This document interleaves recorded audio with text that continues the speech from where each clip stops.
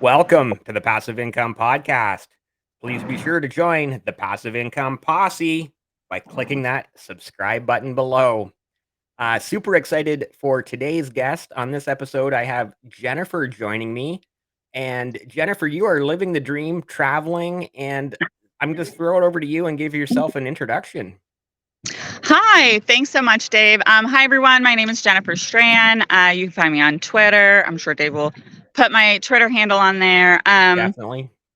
Thank you. But yes, I am living the dream. Well, I am living the dream. I'm not full-time RVing, though. I know a lot of people assume it because I have a very, very nice RV. I have a leisure travel van, rear lounge. I love it. But no, it's just my new toy. Welcome to real estate investing and landlording, because that's what we're going to talk about today, right? Yeah, for sure. I've had a couple other guests who have been major into the real estate investing. Tom on Twitter at FrugalGay11 and Lauren from At Adulting is Easy have both been on. And so we've talked extensively about real estate investing and how it is similar and differs from just like straightforward dividend investing. Like everybody knows that I'm huge into dividends and dividends are truly the easiest form of passive income in my opinion. But they're very passive. That's very fair. They're very, very passive, and landlording is not. It's just not, unless you get a manager. But if you get a property manager, you're giving up some of your margin. That's just true. Yep. Yeah. So I guess let's go ahead and I dig into a little bit of your story. I believe in some of our DMs back and forth, you said you were like a third generation real estate investor. Landlord, yes. Yeah, and I'm sorry, somebody is target shooting. So everybody knows I'm in Louisiana, y'all, and because I'm on my way to Tesla takeover and with my RV, and it is hotter than Hades here. So please excuse my wilted presence and the random gunshots. Welcome to the South. Welcome to Louisiana, random gunshots. Right? That sounds like backwoods Ontario, to be honest. The same thing. Mm-hmm. Yeah. Oh, yeah. We're so much more similar to everybody else than we realize. But okay. So my backstory. So yes, I am a third generation landlord. I remember going with my grandparents to check on their rentals when I was a kid, which is crazy. And then my parents had a 6-family home in Queens with some friends when they were young, like early 20s, which is insane. And I know, right? And then some other rentals and stuff. And then when my father passed, my mom got really heavy into real estate and investing. And so she lives entirely off of her passive income. My sister is a big real estate investor as well. And so it's like the whole family's into it. And yes, so our rentals have afforded us to do a lot of things. And so like nobody in my direct line works a normal job. So that's what's normal to me. Yeah. Right. And I also, I do run a group on Facebook. It's called Military Landlords. We have about 24,000 people in the group. There are 3 other admins, and it's just a fantastic resource for military members. So nice. It's been a real joy. It's been about 10 years, I think, that I've been with the group. And it's just fantastic. And it's just like other members of the military, because my husband's active duty. So mind you, we did all this. I'm 42. He's 40. He's about to retire from the Army. And we did all this on an enlisted soldier's salary, and I'm a massage therapist. I mean, I'm retired now, but I was a licensed massage therapist. So it's not like we had these huge salaries to work with, you know what I mean? But it was just managing what we had to produce income that will continue forever. Mm-hmm. Yeah, wow. I heard a lot there, a lot to unpack. First, Queens, so that would be Queens, the borough of New York City. Yes, And that is a good point. Real estate, I've never really looked at prices of real estate in New York City, but I'm guessing they can't be cheap. It's got to be expensive to get going in New York City. Oh my God, yes. So my parents really lucked out. Like my grandparents did well, but my parents really lucked out. Their first house that they bought in Long Island, it was in the area, it's called Bayshore, but it was in Brightwaters, which Long Islanders will understand where Brightwaters is. And we were south of Sunrise Highway, or east of Sunrise Highway. So they ended up paying like $47,000 for their first house, I think. And then they sold it 7 years later for $190,000. And that house today is worth about $800K. That was their first house they bought when they were 20. Wow. And then the house in Queens, so that's out on the island. The investment property that they bought in Queens with their friends, with my dad's friends. Oh my God, a 6-family building in Queens. I mean, and it was in Astoria. So I want to say, I mean, it would be easily three to 4 million. I don't know. It just depends. You'd have to look at the quality and like the rating and stuff. But yeah, a lot. But they sold that and then reinvested and sold and reinvested and stuff. And I sold a bunch of property and invested in Tesla and hit what they call Tesla Air status when you have like over 1 million in Tesla or whatever. Pretty quickly, just from liquidating some of our assets and dumping it in there. So that's also something that you can do is you can pull the equity out and use it for other things because real estate can really appreciate very quickly. And you have to remember that your tenants are the ones that are bringing all the money to the table. They're paying the rent. So the rent's paying the mortgage. So it's getting paid down. You're not doing anything. So you make your initial investment, which we can get into a little bit later. But how I see it is, you know, because people are like, oh, well, your return on investment isn't enough because that house is worth, say, like $500,000 and you're getting whatever rent you're getting, you know? And I'm like, but I didn't pay $5,000 or $500,000 for that house. You know, I paid like $30,000 for the house because that's what my closing was. That's how I see it. And then the return is on that, which really accelerates. If you think about it, if you only have like a little nut, at least in America, and it may be different. I think it's a lot different in Canada, honestly, because I have looked at Canadian real estate, but in America, I think the first million's the hardest and the easiest way to do it is with real estate. Yeah, for sure. Yeah, Canadian real estate is mind-boggling because the average price of a home is something like I think 750, maybe 800K, and that's just like average across the board, east to west coast. But Vancouver and Toronto really skew that number because you have so many of these 1.5 million, 2 million and above homes. Whereas then there's so many other places in, you know, backwoods Saskatchewan or northern Alberta or wherever that the real estate is actually very affordable, right? So it kind of becomes two different ends of the spectrum. Yeah. Well, and it does depend too on like your local laws and everything and zoning. There is a lot to real estate investing because you have to know like is the property you're looking at, are they zoned for the type of renting that you want to do? Like I personally lately have been switching to all short-term furnished rentals. And so making sure that that's allowable. Is there an HOA that's going to allow you to do it? And, you know, are there any barriers and stuff like that? So, you know, and are there tenants and what's the market price and stuff? So all that kind of like factors in. There's just so many things that it's definitely not something that you can just throw yourself into. I mean, you can do well, don't get me wrong. You make a lot of mistakes and still make a lot of money in real estate, but it's so true because I made a lot of mistakes. I started young and I made a lot of mistakes and I still made a ton of money. So, yeah. So, but to do it really, really well, there's just like a lot that you have to learn. None of it's hard. It's just voluminous. Right. Yeah. Well, and we all, no matter what you're in, whether it's real estate or anything else in life, we all have to learn from our mistakes. That's just how life works, really. Oh, definitely. Yeah. So I'm curious now, how many total doors do you have? So I only kept one because I liquidated the rest of them and threw it in a Tesla, and then that account was about 1.3 million.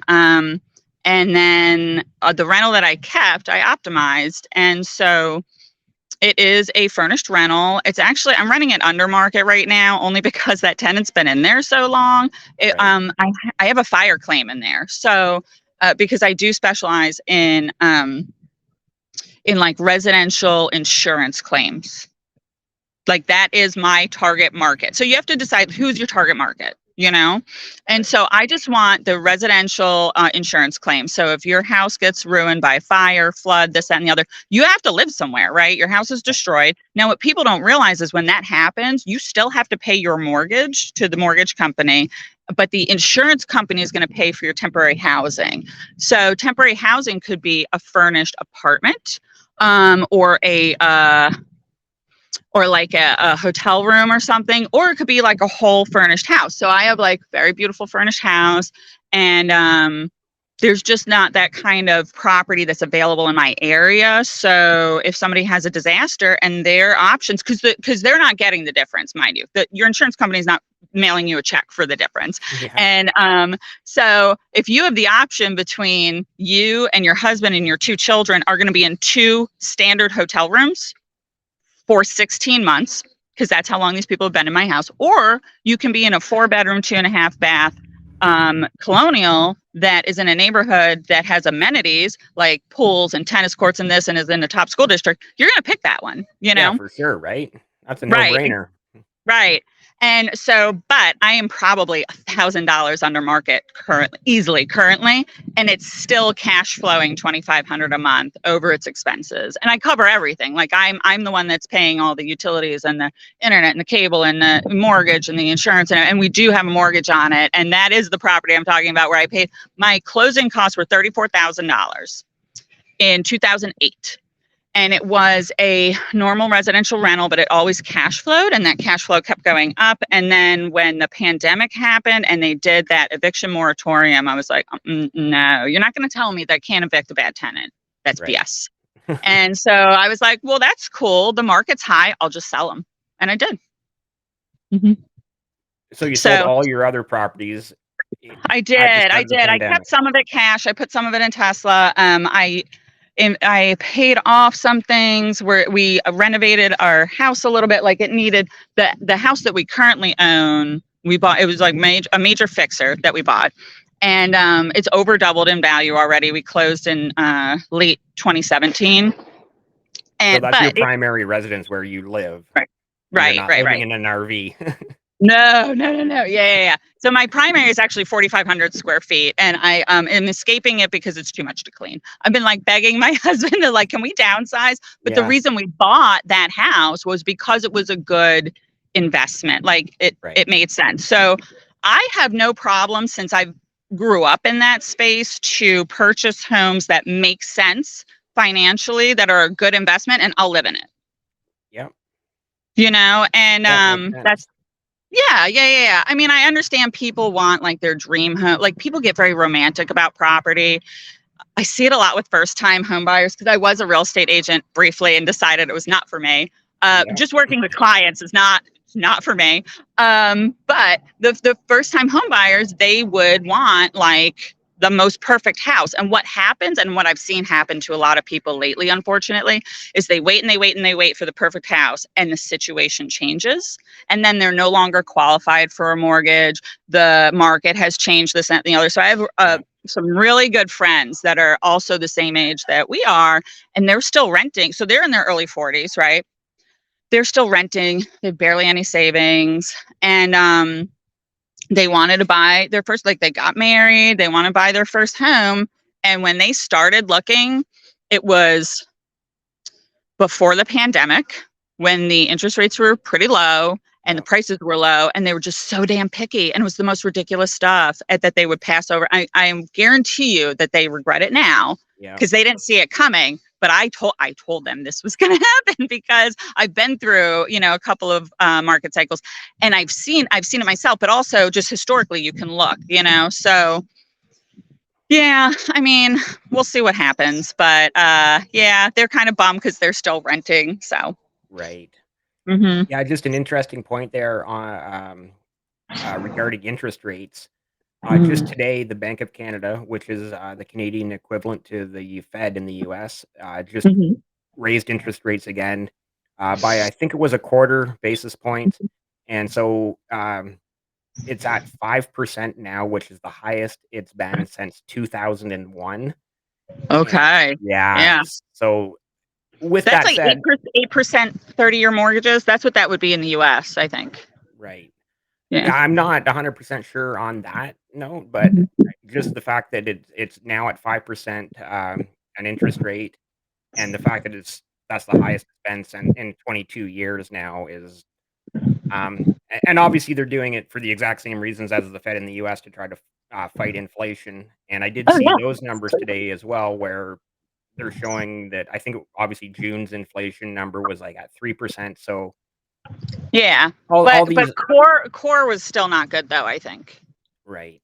Yeah. So, yeah, interest rates, you know, they're not fun when they keep going up.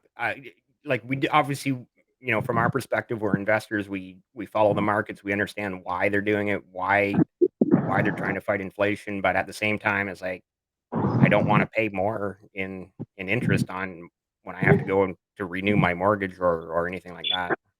I hear you. And I hear people make that argument, but I disagree. And I'm going to tell you why. Sure. The deal either works or it doesn't, right? Yeah. So in any market, the deal either works or it doesn't. So what I look at when I'm analyzing a property is, does it meet the 1% rule? So the 1% rule is that the rent on the property is 1% of the purchase price, okay, per month. Now, if it meets the 1% rule, buy that property, basically, Right. and and you have to make sure you can like make the payments. For me, all properties need to cash flow with a manager from this point on, because now that I'm 42, I decided I kind of want to retire. I've been what my friends consider retired for a very long time, because I always just had like a little business, and then I had the rentals, and I always had dominion over my time. And people who work like a 9 to 5 don't always understand that, but so they're like, oh, you like barely work. And I'm like, well, but when I do work, it's 24/7. It's like doing turnover, or if I could be traveling to look at a property, Right. like I do that and stuff. So, and there's a lot of analysis. There's a lot of just like going through everything that's on the market and seeing, do the numbers work? There's like 27 different formulas you can use to analyze property. So you can get into the weeds on that, but yeah, so a lot of times the deal will work even if some of the market conditions in general seem like they're crap. So yeah, the interest rates are not great, but what we're hoping to see when the interest rates go up is that the prices are supposed to come back down, because what you Exactly. hit, That the exact point I was about to make, like the supply and demand, right? When the interest rates go up, the price of well, the overall it, home should go down. it should go down. But Houston, we have a problem. So what happened was, I'll tell you what happened and why, in my opinion, why we're not seeing lower home prices, and we may not in the US at least. What happened in 2017 is that Trump made a few tax changes. I'm a big fan of them because they were advantageous for me as a landlord, until I realized what happened. And I don't think it was intentional, because something's going to have to change. The market can't withstand this for a really long time. But what one of the Trump tax changes was that you can use what's called cost segregation to accelerate your depreciation on commercial properties. I mean, you could do it on residential, but a lot of times the cost of cost segregation does not. It really doesn't compute, and you would want to do it on a multifamily. So let me explain what that means, because it's going to Yeah, be please Greek. do. It's going to be Greek for a lot of people. Okay, It's so Greek to me so here. far. Okay, all right. See, these are the little details that, like, you could buy real estate and be a landlord all day long without knowing any of this, but if you know this stuff, you're going to be on fire. Right. Okay, so cost segregation is the practice of taking a property. So the IRS in the US, the Internal Revenue Service, Yeah. they say that everything used for business has a lifespan. And so you can depreciate that item over its lifespan. So some people have businesses, they would be familiar with like depreciating their computer, or Any your other like asset, business basically. stuff, Yeah. right? Any asset. Well, that includes houses. So the IRS says that a house has a 27.5 year lifespan. So you can take what's called depreciation, and you really should take it, because they're just going to want it back later. It's called depreciation recapture tax. There are ways to avoid. There's like 3 ways to avoid it, but anyways, and so you depreciate the property. Well, if you have a big commercial property, say you have a 250 unit apartment complex, right? Now that's commercial. Commercial is a 40-year depreciation schedule. What if you wanted to take that depreciation earlier, right? Because you could reap a huge tax advantage that way, especially if it's a very expensive property.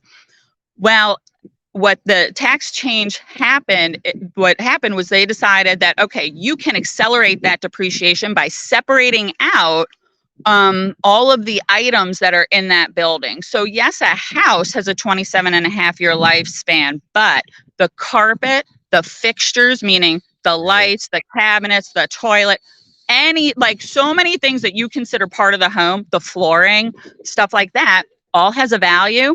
And with cost segregation, you can take 100% of that value that year. So there are situations in which you could purchase a property and spend, say, $1 million cash to buy the property, right? And then you have a mortgage note on it because that would only be a down payment. But you could potentially reap, say, $2 million in tax credits. Now, a tax credit is different than a tax write-off. A tax credit comes directly off what you owe. So essentially, so say you owed $3 million in taxes. I mean, we're talking companies and we're talking BlackRock, right? Companies, people that are very wealthy that owe a lot of money. Maybe they have a different business or something. So you would have to be paying that $3 million anyways. Well, no, I'm just going to spend $1 million, buy this commercial property, cost segregate it out, reap $2 million from it, put that against my taxes. So I spent $1 million, but I've negated $2 million in taxes. I made $1 million and I acquired a property.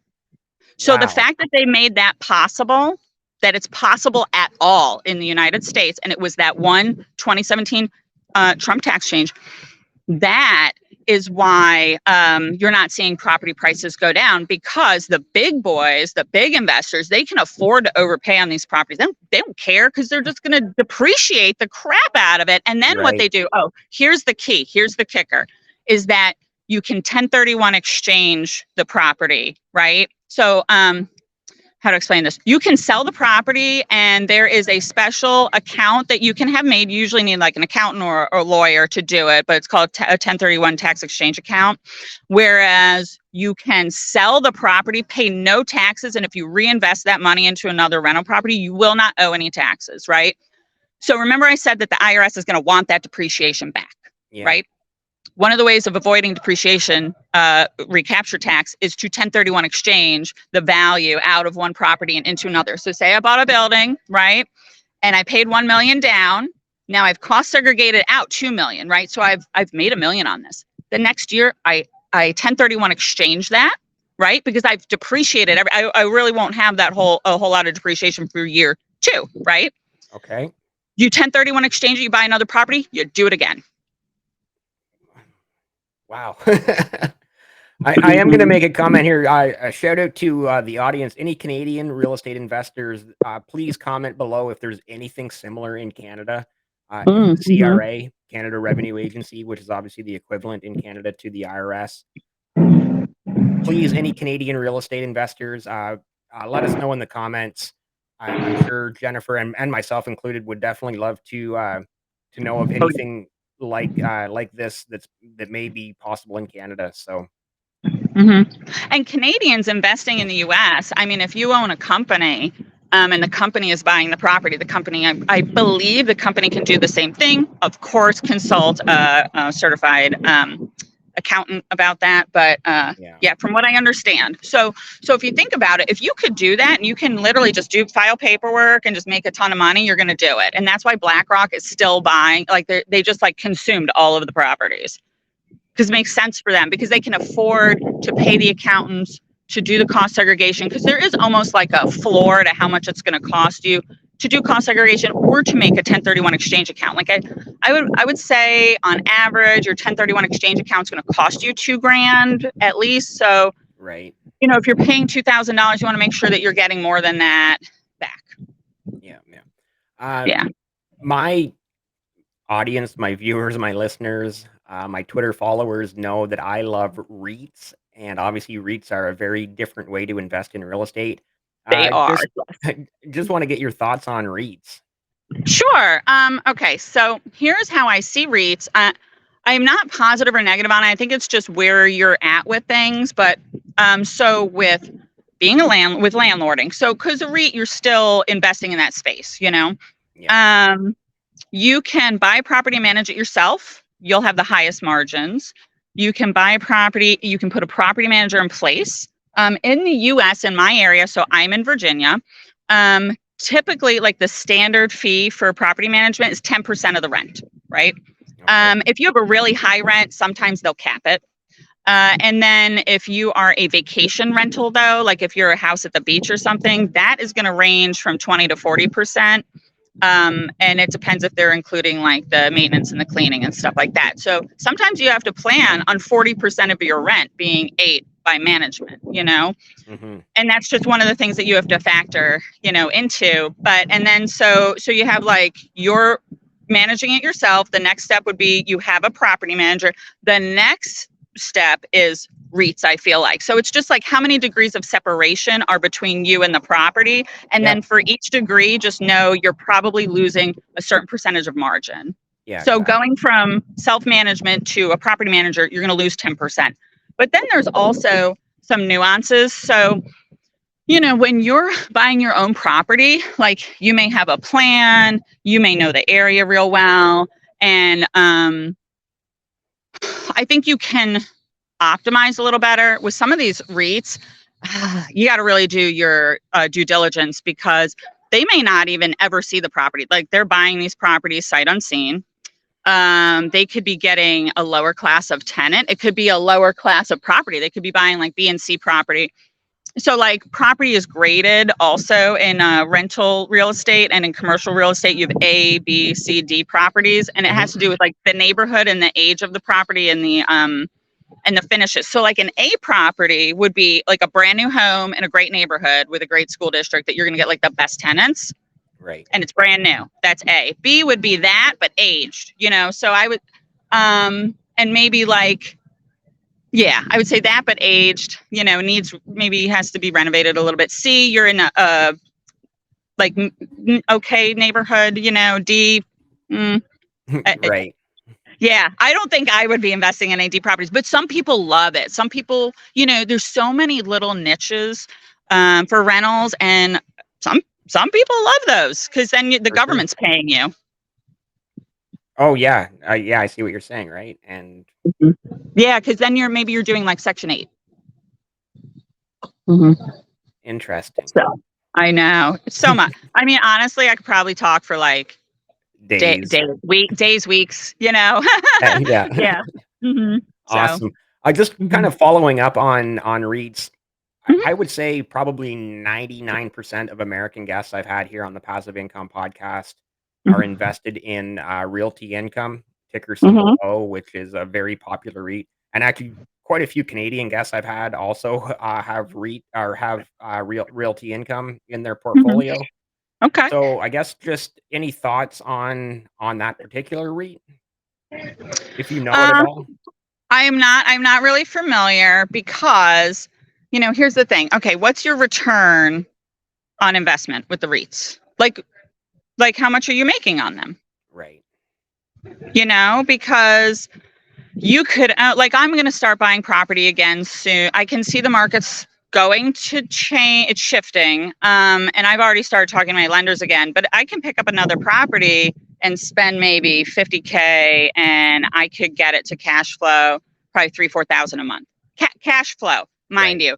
That also means that the mortgage is being paid down. So you're making money with the principal being paid down. You're making money on appreciation. And if you're buying more expensive property, your appreciation's a lot bigger, you know? Right. And then you're making money on the depreciation because you're depreciating the property. If your portfolio is large, because you're taking depreciation on all of it, you know, like we actually surpassed the amount of rental losses you can have. Because in the United States, you're allowed to have $25,000 in rental losses, and then it's capped and then it rolls unless you are a professional in the real estate industry and you have to like designate I'm a professional in the real estate industry. It's a couple different ways that you can qualify for that, and then you have you don't have a cap for your real estate losses.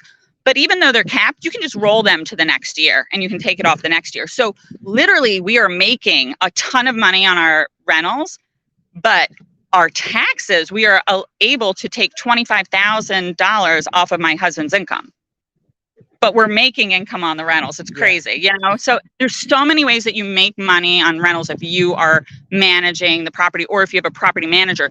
I don't know if I don't think you're getting those advantages with a REIT. I'm not 100% sure with a Delaware company exchange. I'm forgetting the exact name of it, but there is this one type of, I guess you would say, investment where you can do a 1031 exchange. Okay, so when you do a 1031 exchange, there are some rules, and it's like there's like timeline rules, there's value rules. So the property that you're buying has to be valued at the same or more than the property that you're selling for you to exchange the entire amount. If it's less, then it's a percentage, blah, blah, blah. And then you have to identify the property that you are buying within 45 days, and you have to close within 6 months. So sometimes these things are difficult, and the ideal is you sell high, you buy low, right? And if you're buying in the same market, you're not doing that, you know? So it's like, I don't know about 1031 exchange, except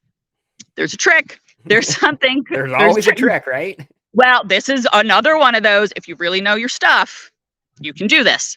There's something called and I don't remember exactly what it's called, but all the people that all the vendors that I use, you know, I lean on my lenders, my CPA, you know, all them to have this knowledge for me. So I'll be like, you know, the Delaware thing for 1031, and they'll know what it is. But anyways, yeah, it's some sort of exchange account where you can 1031 exchange into this portfolio basically, and they will match you with a property that's in the portfolio, and then you can 1031 exchange out of it later. So you can, in the high market, sell, put your money into that, let it sit there, it's tax free. Maybe a year later, you want to buy something, the market changed, you 1031 exchange it back out. Interesting. Yeah. So if that's your strategy and that's what you're doing, and it's one of the things you're doing, you're going to really learn that piece of it really well, you know? Right. So it's not passive. It's definitely it's super not passive at that point, you know, but it's just the initial setup. But then once it's rented, like I'll tell you, the majority of the time as a landlord, I do nothing. I pay no mortgage, which is automated. That's it, you know? Yeah. Every now and again, I will get a phone call from the tenant. They're never in the middle of the night. No tenant has ever called me in the middle of the night, you know? Everybody always thinks they do. They don't. And then I don't do anything. I just call a vendor and tell them to go do it. Right. So it's pretty passive. It's very passive. You have it set up. You have yourself set up very, very well to be a member of the passive income posse for sure, right? Yeah, I mean, like I'm not home. I'm nowhere near the rental. Yeah, and it's great because there's so many things you can do to automate. You know, you can put like automatic locks and stuff. So if people get locked out or something, you can via Wi-Fi unlock the door. Right. Yeah, that's the world we live in now with technology. You can do so many things from your phone. Mm-hmm. Oh yeah. Switching gears a little bit. Sure. Obviously, you're now heavily invested in Tesla, and we're definitely going to talk about Tesla and your trip out to California. But before we get into Tesla, is there any other anything else that you invest in, like any other sectors or anything? I'm thinking about it because I'm like, do I? Directly right now, no. I mean, my mom does private lending, so you know when you hear about private money, yeah, she's one of those private money people. But she's no, there's your mom's a loan shark. Oh, that's terrible. She's not loan sharking, but I did know a guy that was I was like, bro, that's loan sharking. And yeah, but he made an incredible amount of money. So there's so many facets. They tend to do that when they're charging 50% interest. You can't charge 50% interest in the United States. It's illegal. You can't in Canada either, but that's why they call it a loan shark, because they're breaking the law. Oh, yeah, no. They're definitely not breaking the law. I think my mom wrote a mortgage for 6% when mortgages were like 2.25%. And I want to say that it was like had a balloon. It was like a 5-year with a balloon. And it was because this person was not qualified for a mortgage through the banks, because the banks in the US, they want to see that you're in your job 2 years or you're in the same industry 2 years, and they want to see regular salary and stuff. And if you're a business owner and you have, you're a business owner, but your business hasn't been open that long, this, that, and the other, you're not qualifying for a mortgage. Right, right. So then people look, but that's not too bad. But now the other guy that I knew, but that's a longer mortgage. I know people that will lend you money for like 3 months. 3 months, and I don't know, in this environment, I'm not really sure how much the interest rate is, but I remember when, it was lower. I mean, you could like triple, quadruple the average interest rate or something, Right. I've seen people pay 24% for like a loan for 3 months, but what that usually is a loan for the down payment, because, okay, people always say like, oh, I can't buy real estate because I don't have the down payment. Find it. No one said you had to save it, That's Go a very borrow it. interesting take. Just find it. It's there somewhere. Do the numbers work? Yeah. Do the numbers work? I don't care how you feel about it. Do the numbers work? That's what people have to ask themselves. They have to like remove themselves emotionally and say, does this make sense? Yeah. Is this doable? Am I comfortable with this? And then you move forward. I have bought an entire property on credit cards before from the courts. From the courts. Yeah. And an enormous discount. And I paid 0% interest because I used those balance transfer checks. Oftentimes, you can write them to yourself. Pro tip. Yeah. Yeah. Find the money. Wow.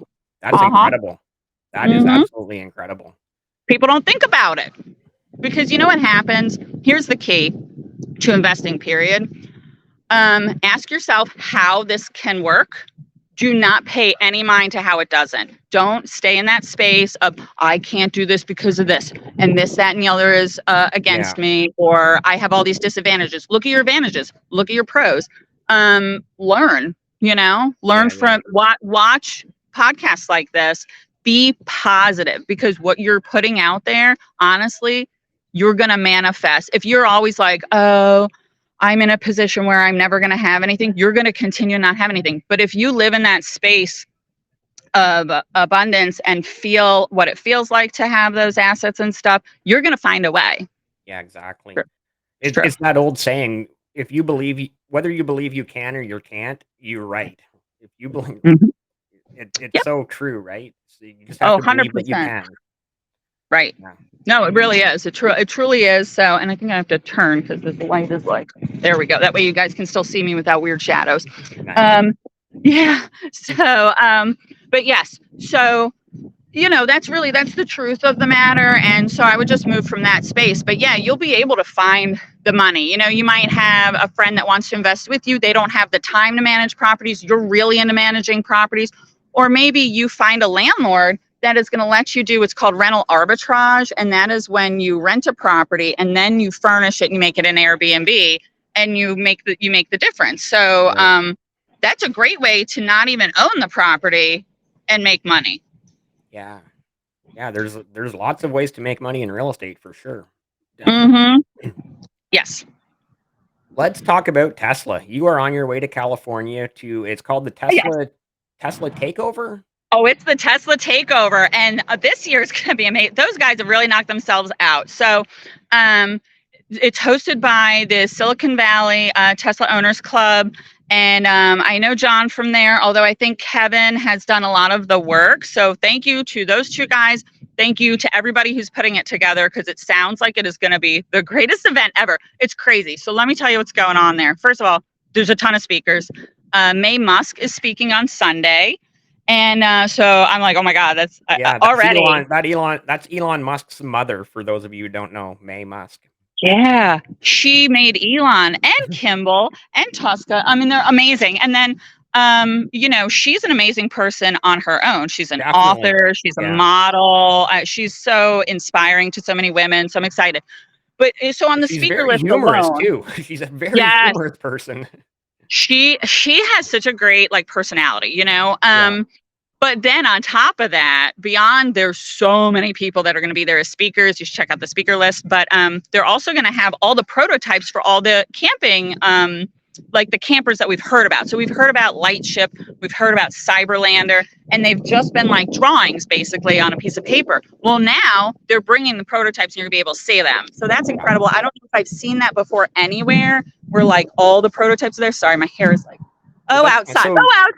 So So anyway, so then No, there's more. Hold on. Wait, there's one more thing though. They're going to have a test track, and included in the cost is you're going to be able to do like, I think the plaid launch, like don't quote me, but I'm pretty sure they're letting people do plaid launches with Teslas, which is when you can go 0 to 60 in 1.9 seconds. And the Model S like crouches down like a cougar basically and then takes off. So that's pretty cool. And from what I understand, all the other EV manufacturers will be there. So if you want to check out the Rivians, the Lucids, the Polestars, I don't know if Polestar's gonna be there, but I know Rivian and Lucid are gonna be there. So all that stuff is gonna be there, and vendors. It's gonna be insane. It's 2 days, and the best part is all my Tesla Twitter friends will be there. Well, a lot of them, not everybody, but so I'm really excited. Yeah. Okay, I'm done now. I promise. I'm just so excited about it. That's awesome. I love your enthusiasm. So just going back, so Tesla is going to have like electric EV RVs. Is that what you were talking about with campers? So they're not Tesla's prototypes. They are other companies that have formed. So other companies are forming around the Cybertruck. So the Cybertruck, it looks like should be coming out soon. We're not sure, but some details have been leaked by insiders, like people that absolutely know Elon, have come out and said, we believe that the Cybertruck event will be like at the end of September. So I guess at the end of September, we're going to find out, or maybe before that. Right. But can you still hear me? Yep.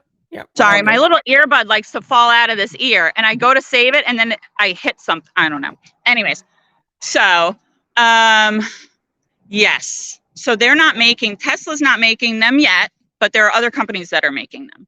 Interesting. Kind of following up, you mentioned Rivian and other EV manufacturers that will be at this event. I'm a big truck guy. I have a 21-year-old F-250, and obviously I've been. You're a Lightning guy, aren't you? I've been staring at that F-150 Lightning like crazy. There was actually one here at the local Ford dealership, and one of the sales reps or one of the people at the dealership emailed me saying, "Hey, it's here if you want to come and look." And I restrained. I didn't go and look because it's like I can't spend 80 grand on a truck right now. Well, do they have any available for you to buy right now? And then, like, could you Turo it? I don't know if you guys do Turo. I think Turo is a thing here. And so basically, this sales rep was saying as soon as they get one on the lot, it's basically gone within 48 hours. Like they're selling that fast. So that's interesting. Yeah. Rivian will bring the vehicle to you, or at least they did, I want to say about a year ago, because one of my neighbors was thinking about ordering an R1T. That's the truck, the Rivian truck. And they brought it to him. He was like, "Hey, Jen, Rivian's coming to the house with the truck." And I was like, "When? I will be there." And it was amazing.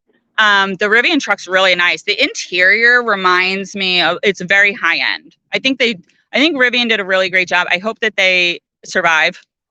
Yeah. I don't know what's going to happen to all the manufacturers. I know Tesla's going to do great, but I think there's going to be a lot of changes soon. We'll see. Although Ford did adopt Tesla's Charger, which was really smart. I was going to bring that up next. So it's not just Ford. It's actually both Ford, GM, and then I believe I read recently that one of the high-end car manufacturers, I believe, was Mercedes, possibly BMW. I think it was Mercedes. So they're now all teamed up with Tesla to be able to use the Tesla supercharging stations. Yeah. Isn't that incredible? A game changer, in my opinion. I've said this in the past as well. Like, they really need to streamline it so it's all kind of like, can you imagine if you had to go to different gas stations for different cars? Like, it's like, oh, Toyotas and Hondas are cars from Asia, so you have to go to that gas station. Right. Ford, we already do it a little bit though, because we've got diesel and we have regular gas or whatever, right. So and then you have like different kinds of diesel. You've got different grades of gas. I mean, all of the gas will work in the gas cars, but if you have a higher end car, those things are available at most gas stations. Where diesel, not so much. It depends. I mean, it depends where you are, and I say that only because I am currently driving a diesel Mercedes. So just FYI on my RV, it is a 2020 leisure travel van. It is a Mercedes Sprinter chassis, and Mercedes has said that they are going to have an all electric chassis by 2026. So they're planning on making the RV that I own all electric. Now, if there's not a Tesla option for that yet, I'm gonna buy the Mercedes one that's all electric, because that's just amazing. Awesome. But I could see that yeah, they're all. But you know why that's so important for Tesla though is because with the infrastructure bill, there's a lot of money for electric charging, Yeah. and it's likely now that Tesla is just going to get all of it, which is fantastic. Yeah. Well, But they'll especially execute well. from your point of view as a Tesla investor, right? Yes, yeah, and you can kind of make dividends on Tesla. I have a friend that says he gets dividends from Tesla. It's so cute because he sells options on his shares Right. and makes a salary on it. I know several people that do that. I'm trying to learn, but options is like it's intense. Yeah, it's whole next level. I don't understand it yet Mhm, either. I it's mhm. definitely something I need to learn as well. I have a lot of respect for the guys that understand options. Now that I've tried to learn options, I'm like, wow, Yeah. wow, yeah. I've had a couple of great guests here as well, option trader Chris and Leah the trader. Uh, a couple of incredible conversations to check out here on the Passive Income Podcast if you'd like to learn a little bit more about options. You can literally see my head spinning in some of those conversations. I'm just like, what's going on here? I've had friends that have sent me screenshots of their trades, like step by step, and I'm like, okay, I almost got it. Yeah, So, yeah. But yeah. awesome. With that said, I want to thank you so much for your time. This has been an absolutely incredible conversation. I've learned so much about real estate investing, and I hope our viewers and listeners have learned as well. Before Oh, we you know sign what? off, I did. I'm sorry. I don't mean to interrupt you, but you did ask me, do we invest anywhere else? And I was like, no, we don't. But I'm thinking, hold on, our passive income as of next February is like 11 grand a month. So where's the rest of it, right? where's that coming from? Right. Well, have you ever heard of military retirement? No, but so obviously I'm Canadian, but the Canadian and U.S. militaries work hand in hand. So I do want to thank your husband for his service. And Oh, thank you so much. I yeah, appreciate it. Yeah, he is retiring this year at 41. And not everybody's gonna have like the same amount or whatever. But I want to say his retirement amount that he'll be getting is around 7,000 a month, just to give people an idea. And then it wow, does adjust up. I know, right? So that's nice. yeah, And then I will actually reap. It's probably going to be like 2 to 4,000 a month for the next 30 months going to school. So because I'll be paid a housing allowance to go to school. So I'm going back to school to get a doctorate and it's just for paid for. just for fun. Yeah. Yeah, that's the point in Nice. my life I'm in. So I'm getting a doctorate. I'm getting dual doctorates in traditional Chinese medicine and acupuncture, just because I think Wow. it's going to serve me in as I age, because it's what you would really want for if you want to like stay healthy. Yeah. It's not like emergency medicine. So yeah, I mean that's what I'm doing now. Is like I'm RVing right now. Then I'm going to go back to school. You got to keep your head busy because all my other friends are still working. I'm waiting for them to catch up to me. And I'm like, can you guys just buy some rentals so that you can have passive income too? But and then we can all party together. So we're working on it. Nice. Awesome. Yeah. Hmm. So, like I was saying, thank you so much for your time. This has been an absolutely incredible conversation. I've truly appreciated having you on here. Before My we sign pleasure. off, do you have any final thoughts, any advice, anything that you would like to impart to perhaps the younger generation or anyone who may be listening?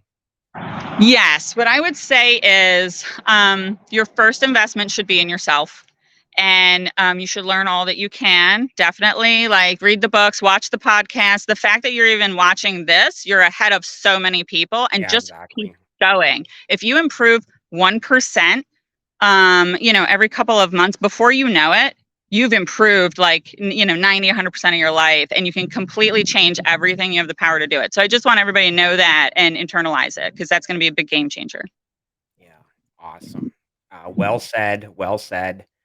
Uh, invest in yourself first, and then I'm going to touch back to one of your other points of like just find a way, just Mhm. just find a way, right? So Just start. Just just start. So many just get people started. just never start. Exactly. So Yeah. with that said, if you're still here watching and listening, please make sure you hit subscribe.